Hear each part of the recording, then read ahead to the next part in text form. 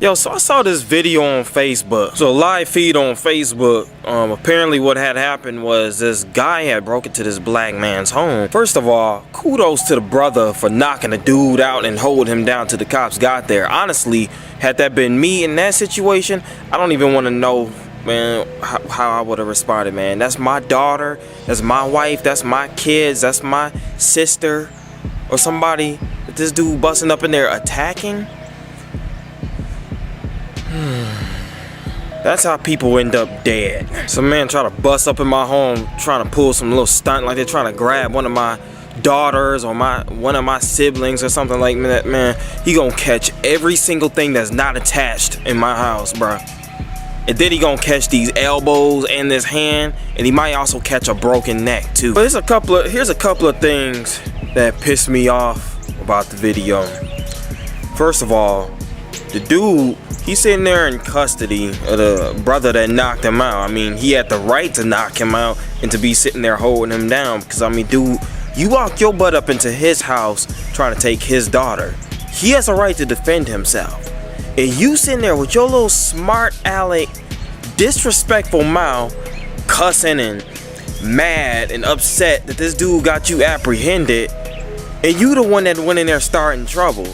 Honestly, he should have put a bullet in your skull. Just ended your life right there and then call the cops, tell them to come scoop up this corpse in my yard, man. I mean, that's the step that white folks take when dealing with people of color. I mean, that's the same exact step. I mean, Trayvon Martin, he walking down the street, minding his own business, trying to get back home from the store. And then Zimmerman walks up on him, instigates a fight, and then pulls out a gun and blows his brains out, or shoots him in the chest, should I say, and ends his life and says that he felt threatened. Now, if Zimmerman can get away with that, then I feel like this brother defending his wife and his kids, his daughter, almost got snatched up by this freaking child molesting rapist pervert. This dude defending himself, I feel like he had a right to pull out a gun and end this guy's life. If he wanted to snap his neck, stump his head in the ground, do whatever he had to do to end this man's life, I feel like he had the freaking right. But here's what pisses me off and what gets on my nerves. So, cop shows up, white female cop, and she's all stank about the whole situation. She's like, could you go in and get off of him so I can ask him a few questions? No, not so you can handcuff and arrest him, so you can ask him some questions. What in the satanic hell is there a need for you to question this man? He's clearly there at somebody else's house in the middle of the night trying to snatch somebody's daughter up. What do you need to question him for? Just handcuff the loser and then take him on to police headquarters and then interrogate him there. That's what people mean when they say white privilege. That's the kind of stuff that they get away with. And we all know, if that was the other way around, that was a brother sneaking into some white folks' home trying to snatch up their little daughter, them cops would have showed up, guns blazing. Matter of fact, they would have probably let the father that apprehended the black guy, they would have let him probably get in on the fun if he wanted to. Another thing that pissed me off about the video too was when one of the children, probably the daughter that was almost snatched up, or one of the other children, they sitting in the doorway filming the cop as she's trying to question this dude who tried to snatch the little girl up. Breaking into this dude's house, he's the one in the wrong, but the young girl, she over there trying to film what the heck is going on. And then the police officer tells her to get out the way. Or go, why don't you all go back in there or go over somewhere else? Like, why you so stank about the whole situation? To me, that almost looks like they're trying to set the groundwork for letting this bum loser off. Like I said, he should have been put to death. I mean, straight up. I mean, that takes me back to a time about 4 years ago with my family when what time was it? It was like 12 o'clock at night.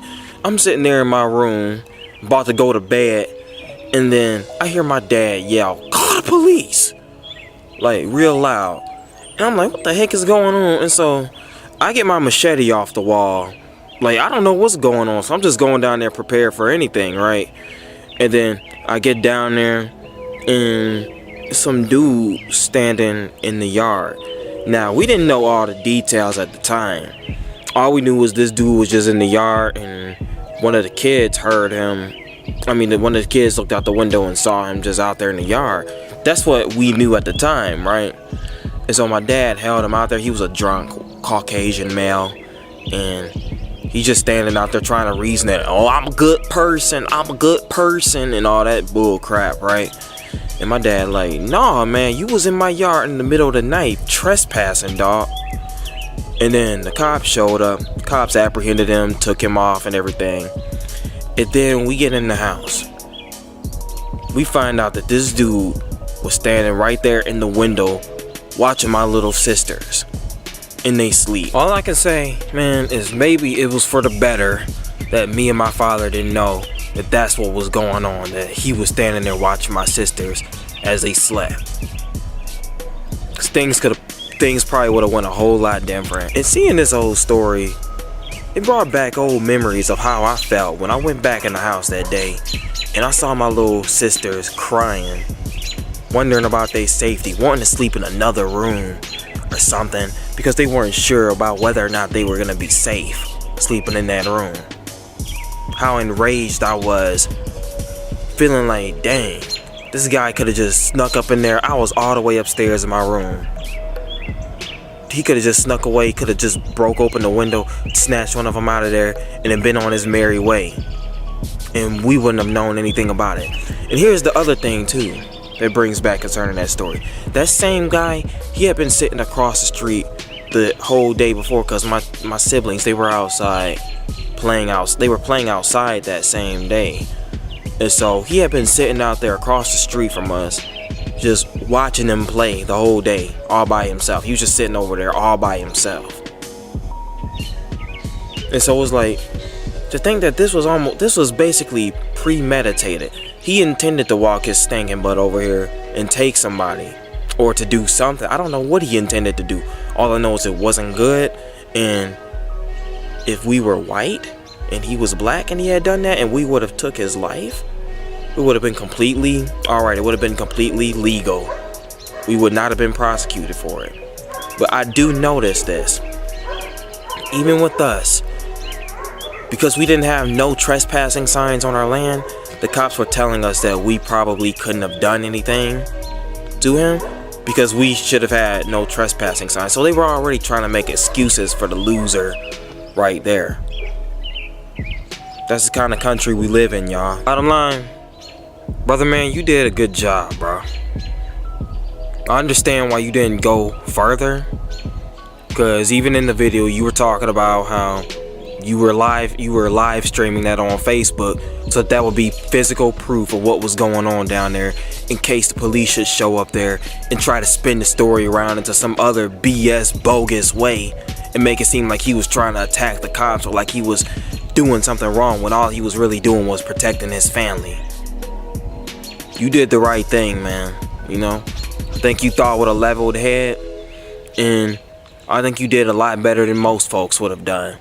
Cause I know me, I don't even want to think about how I would have responded, cause I know when that same bull crap happened to our family, had I known that that guy was standing right there in the window looking at my sisters when I was coming down the stairs with my machete, I don't want to think about what would have happened. I would have probably blacked out.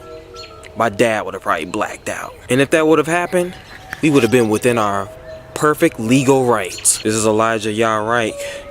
Subscribe, unsubscribe, like, dislike, share, and comment on this video. Peace.